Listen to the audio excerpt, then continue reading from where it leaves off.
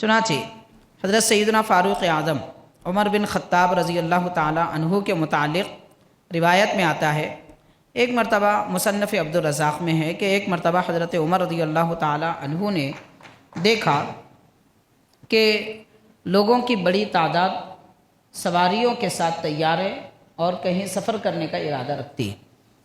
तो ये देखकर आपने पूछा कि ये कौन लोग हैं जो इतनी बड़ी तादाद में सवारियों के साथ मौजूद हैं और कहाँ का सफ़र है। तो दूसरे लोगों ने कहा कि हज़रत ये हज का इरादा रखते हैं और इसलिए अपनी सवारियाँ और सामान सफ़र बांध रखे हैं। तो हज़रत सैयदना फ़ारूक़ आज़म रज़ी अल्लाह ताला अन्हु ने 3 मरतबा पूछा, क्या इनका मकसद सिर्फ हज है, कुछ और नहीं?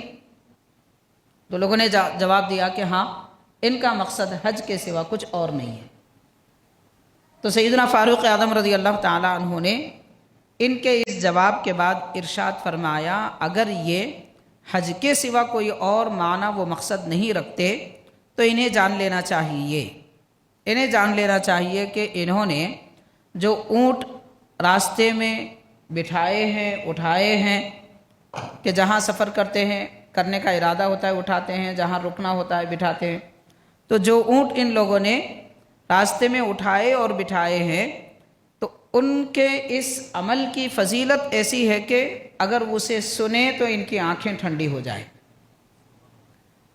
फ़जीलत, हज के सफ़र की फ़जीलत, हज की फ़जीलत तो अपनी जगह है, मगर हज के सफ़र की फ़जीलत इतनी है कि ये सुन भी ले तो इनकी आँखें ठंडी हो जाएंगी। फिर इरशाद फरमाया कि इनकी सवारी एक कदम जो उठाती है और एक कदम जो ज़मीन पर रखती है।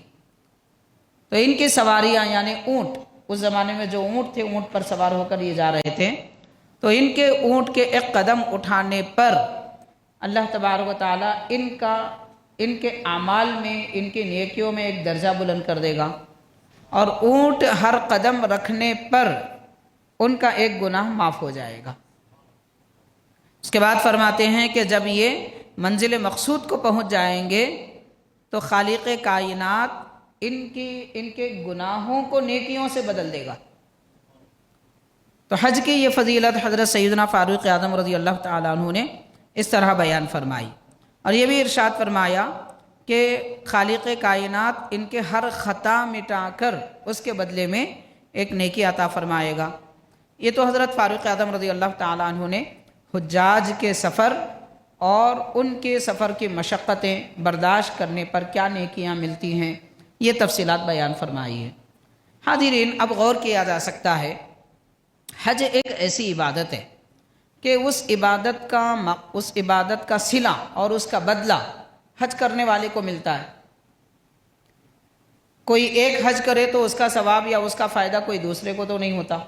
नमाज भी ऐसी इबादत है। तो इबादतें अपनी जगह हैं कि जो इबादत करता है उसको सवाब मिलता है।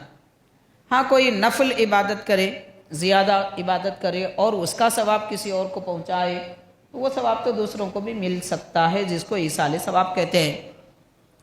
लेकिन आप गौर करें कि जब हज करने की इतनी फ़जीलत है कि एक एक कदम पर अल्लाह तबारक व तआला एक गुनाह माफ़ फरमा देता है, एक दर्जा उसका बुलंद कर देता है और उसके ख़ताओं को नेकियों से बदल देता है।